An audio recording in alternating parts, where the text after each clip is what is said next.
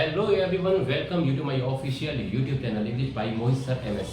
सो guys, इस session में हम फाउंडेशन की 5वीं क्लास पढ़ेंगे और इससे पहले मैंने आपको बेसिक की कई सारी क्लासेस कराई हैं। तो अगर आपने वो वीडियो नहीं देखे हैं तो आप प्लेलिस्ट बनी है, वहां पर जाइएगा और उस वीडियो को एक बार देख लीजिएगा ताकि आपके बेसिक जो है वो क्लियर हो जाए। तो इस सेशन में हम समझेंगे कि what is subject, what is doer. देखिए, आपको हमने बेसिक में पढ़ा है बेटा क्या होता है सब्जेक्ट, जिसके बारे में बात करी जाएगी उसे ही क्या कहा जाएगा, सब्जेक्ट कहा जाएगा। फिर एक टर्म आता है कौन सा, डूअर। डूअर क्या होता है, काम को करने वाला, यानी कि doer is a word that does the action that is called doer. तो देखिए, नाम से ही पता चल रहा है डू माने क्या होता है, करना, और ईआर जो सफिक्स होता है ये करने वाला बताता है, यानी कि प्ले से बना प्लेयर, सिंग से बना सिंगर। तो वैसे ही डूअर है। डूअर क्या होता है, जो किसी कार्य को करता है। अब एक सेंटेंस में सब्जेक्ट और डूअर एक ही हो सकते हैं और एक सेंटेंस में सब्जेक्ट और डूअर अलग अलग भी हो सकते हैं। कैसे, एग्जांपल क्या है समझिएगा। जैसे मैंने एग्जांपल दिया, मैंने बोल दिया Tom is playing cricket. Action को कौन कर रहा है, टॉम कर रहे हैं, तो टॉम क्या हो गए, डूअर हो गए।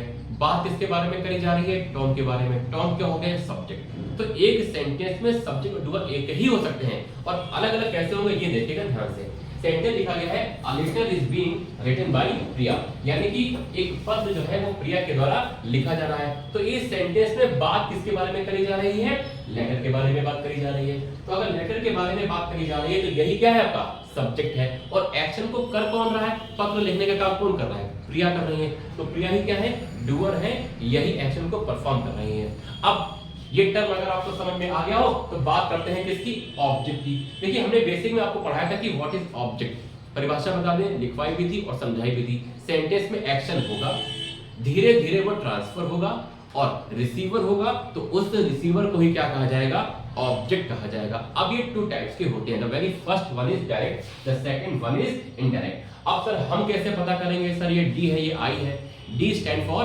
Direct, I stand for indirect. अब हम कैसे पता करेंगे, तो आप किसके पास जाएंगे, वर्ब के पास जाएंगे। आपको पढ़ा है कि वर्ब क्या होती है, जो टेंस बताती है, इसको ध्यान में रखिएगा। वर्ब के पास जाइएगा, 2 क्वेश्चन पुट अप करिएगा, कौन कौन से, व्हाट और whom के। तो व्हाट का जब रिप्लाई करेंगे तो आंसर करेंगे तो क्या मिलेगा, डायरेक्ट ऑब्जेक्ट, है ना, और जब whom का करेंगे तो क्या मिलेगा, इनडायरेक्ट ऑब्जेक्ट। अब सर हम एग्जांपल के थ्रू भी आपको समझाएंगे, है ना, आपको डाउट हो रहा होगा। एग्जांपल देखिए, लिखा हुआ है she gave me a book. देखिएगा, आप सेंटेंस की पार्सिंग करते हैं, ब्रेक करते हैं, हमने पार्सिंग आपको धीरे सिखाएंगे। देखिए क्या होता है पार्सिंग। देखिए, ये वर्ब है बिकॉज़ ये टेंस बता रही थी, ये क्या है, वर्ब है जो कि टेंस बता रही थी। अब बात किसके बारे में करी जा रही है, शी के बारे में। शी क्या है, आपका सब्जेक्ट है। अगर मैं आपसे क्वेश्चन पूछता हूं, सरकार क्या ये डूअर है, जी हां, यही एक्शन को कर रही है, दैट इज कॉल्ड डूअर। ये क्या है, शी डूअर है।